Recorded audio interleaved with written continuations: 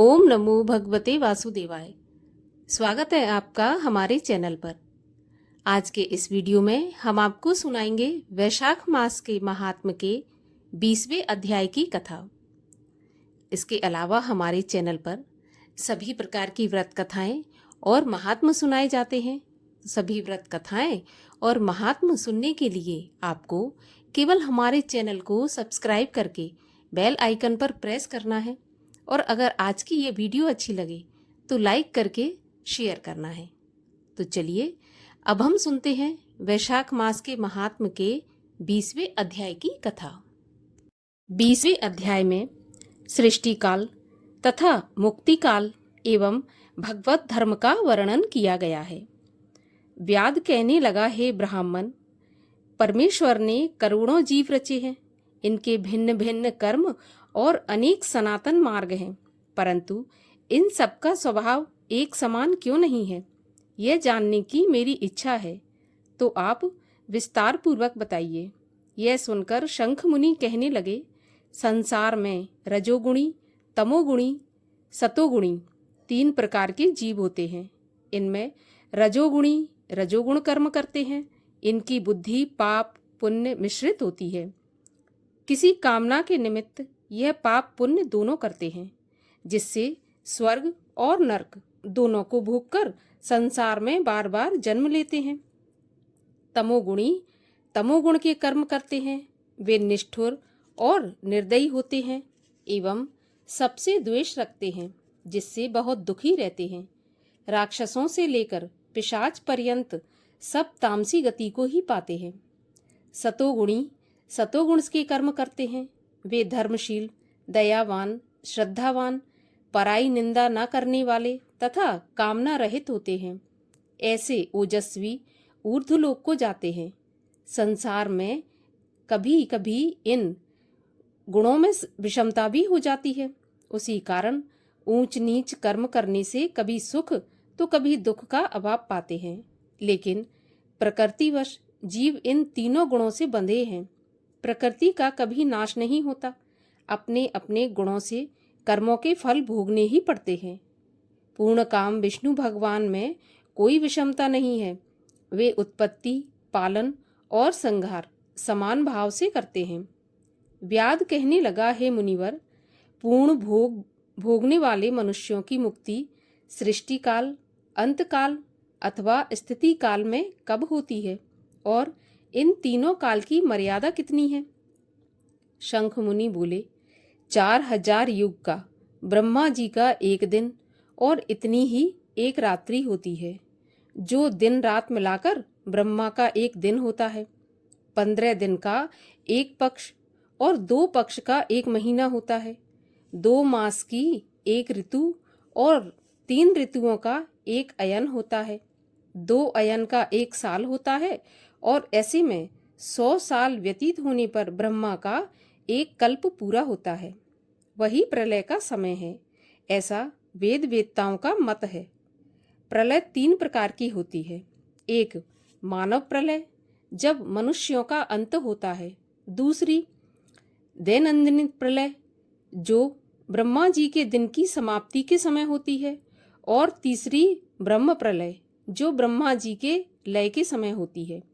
ब्रह्मा जी के एक मुहूर्त में एक मनु की प्रलय होती है। इसी तरह 14 मनु के प्रलय होने पर एक दैनंदिन प्रलय होती है। उन प्रलयों की उतनी ही अवधि पर्यंत स्थिति रहती है। मनवंतर प्रलय में भूर्भुवः स्वः तीनों लोकों का लय होता है, जिसमें चेतन जीवों का ही नाश होता है, परंतु लोकों के स्वरूप का नाश नहीं होता। केवल उन लोकों में पहले की तरह जल प्लावन हो जाता है, अर्थात बाढ़ आ जाती है। फिर मनवंतर के अंत में चेतन जीवों की पुनः उत्पत्ति होती है। और हे व्याद, दैनंदिन प्रलय में ब्रह्मा जी के शयन करने पर चेतन अधिभूत जीवों सहित लोकों और लोकस्थ सबका नाश हो जाता है। केवल सत्यलोक रह जाता है। कोई कोई तत्व अभिमानी देवता, मुनि तथा सत्यलोक के शयन करने वाले ही बच जाते हैं। वे सब कल्पांत तक सोते रहते हैं। फिर रात्रि के समाप्त होने पर पूर्व सृष्टि के अनुसार ब्रह्मा जी सृष्टि की पुनः रचना करते हैं।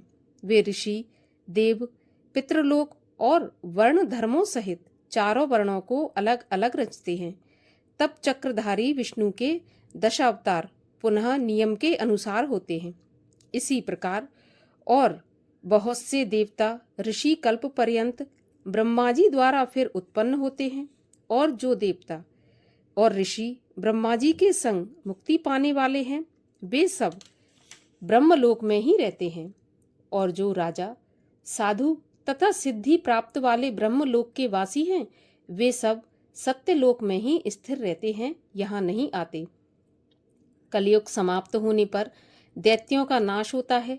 फिर वे सब अपने अपने कर्म के अनुसार वैसे वैसे ही कर्म करने वाले होते हैं और अपने स्थान में जाकर अपने अपने गोत्रों में जन्म लेते हैं। अब तेरे सामने सृष्टि काल और मुक्ति काल का वर्णन करता हूँ, सो सावधान होकर सुनो। देव देवादि देव भगवान का एक निमेष ब्रह्मा जी के कल्प के बराबर होता है।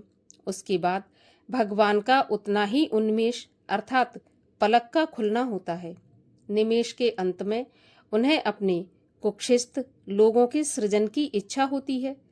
तब सब लोकों और अनेक जीव समुदायों को अपने उदर में रखते हुए, जिनमें कितने सृजन योग्य हैं, कितने मुक्त हैं और कितने ऐसे हैं जिनका लिंग देह छूट गया है, वे सुप्त हैं, संसार में स्थित हैं तथा तमोगुण युक्त हैं, और ऐसे भी हैं जिनके पूर्व कल्प में लिंग भंग हुए हैं।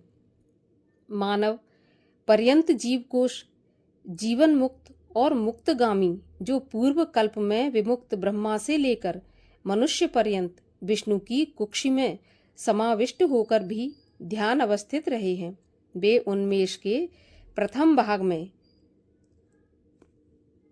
चक्रव्यूहात्मक विभूषांगुण्य होकर व्यूह में स्थित वासुदेव द्वारा ब्रह्मा को सायुज्य मुक्ति देकर महाविभू तत्पश्चात महात्माओं को तत्व ज्ञान रूपी सारूप्य मुक्ति देते हैं, और किसी किसी को सामीप्य मुक्ति देते हैं तथा अन्य मनुष्यों को सालोक्य मुक्ति देकर अनिरुद्ध रूप से संपूर्ण स्थित लोकों का अवलोकन करते हैं। प्रद्युम्न रूप से सृष्टि के रचने का विचार करके माया, जया, कृति और शांति आदि शक्तियों से विवाह करके महाविष्णु भगवान भिन्न भिन्न कर्म और आशय वाले लोक की रचना करते हुए शक्तियों से युक्त स्वयं पूर्ण काम है। नेत्र खोलने के अंत में फिर विष्णु भगवान योग माया का आश्रय लेते हैं।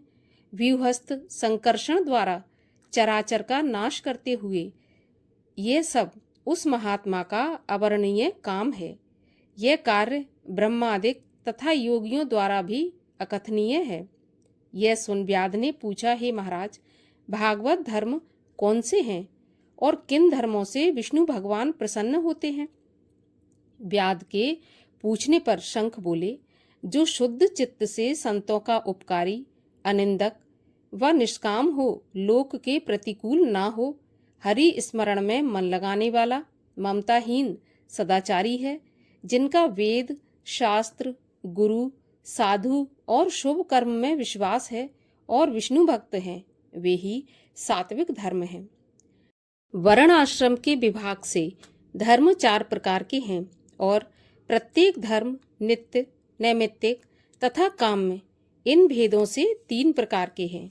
जब वे भगवान के अर्पण किए जाते हैं तो वे ही सतोगुण युक्त भागवत धर्म हैं। किसी कामना के निमित्त अन्य किसी देवता के अर्पण करने से वे रजोगुणी हो जाते हैं। राक्षस, पिशाच आदि निष्ठुर देवताओं का पूजन तथा हिंसा आदि निंदित कर्म ही तमोगुणी हैं। सतोगुणी लोगों के सद्धर्म ही भागवत धर्म हैं, जिनकी जीव व मन भगवत स्मरण में हो, ध्यान चरणों में हो, जो सदाचारी, परोपकारी, ममता रहित हो, जिसका शास्त्र, गुरु, साधु, कर्म, श्रुति, स्मृति में विश्वास हो, सब देशों में घूमना, सब कर्मों को देखना और सब धर्मों को सुनना आदि, परंतु चित्त को विषयों में रखने वाले मनुष्य कभी भी नहीं कर सकते। जैसे उत्तम स्त्री नपुंसक का कुछ नहीं कर सकती। कामना रहित होकर श्रद्धापूर्वक जो धर्म किए जाते हैं वे ही भागवत धर्म हैं।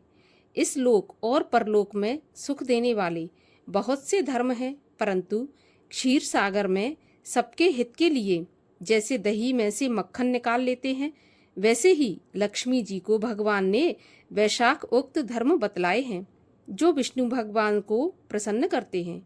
धन पाकर बावड़ी, कुआं, सरोवर आदि बनवाना, मार्ग में छाया करना, प्याऊ बनवाना, सुपात्रों को दान करना, छतरी, जूता, खड़ाऊ, सुगंधित द्रव्य, कपूर, पुष्प, तांबूल, गौरस, शहद, चटाई, कंबल, पलंग, वस्त्र, अन्न का दान और गौदान, रास्ते के थके हुए ब्राह्मण आदि की चरण सेवा, पंखा से हवा करना, उपटना करना, शरबत पिलाना, नमक मिली छाछ, ईख, ककड़ी आदि का दान करें तथा रसायन का दान करें और पितृश्वरों के निमित्त तर्पण करें।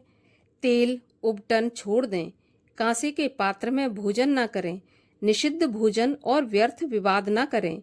घिया, गाजर, लहसुन, तोरई, चौराई, बैगन, मसूर, मूली, गूलर, बेलफल, लिसोड़ा आदि का सेवन वैशाख में भूलकर भी नहीं करना चाहिए, नहीं तो चांडाल की योनि में जन्म लेकर 100 जन्मों तक पशु बनता है। ऐसे मधुसूदन भगवान की प्रसन्नता के लिए व्रत करें और व्रत के समाप्त होने पर विष्णु भगवान की प्रतिमा बनवाकर वस्त्र आभूषणों से सजाकर तथा पूजन आदि करके ब्राह्मणों को भोजन कराकर दक्षिणा सहित प्रतिमा अर्पण करें। वैशाख सुदी द्वादशी को जूता और छतरी का दान देकर ब्राह्मण को जिमाकर ठंडा जल, दही, अन्न, तांबूल तथा दक्षिणा लेकर कहें कि यह मैं धर्मराज के निमित्त दान करता हूँ। यमराज मुझ पर प्रसन्न हो। फिर अपसभ्य होकर गोत्र सहित उच्चारण करके दही और अन्न पितृश्वरों की तृप्ति को अक्षय होकर कहकर दें। फिर गुरु को दें। तत्पश्चात विष्णु के लिए जल और कांसे के पात्र में दही, अन्न, दक्षिणा, तांबूल तथा फल रखकर कहें कि हे विष्णु, मैं यह वैकुंठ प्राप्ति के निमित्त दान करता हूँ, आप मुझ पर प्रसन्न होइए।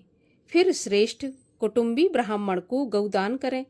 ऐसा करने से मनुष्य सभी पापों से छूटकर अपने 100 कुलों का उद्धार करके सूर्यमंडल को भेद कर विष्णु के परम धाम को जाता है।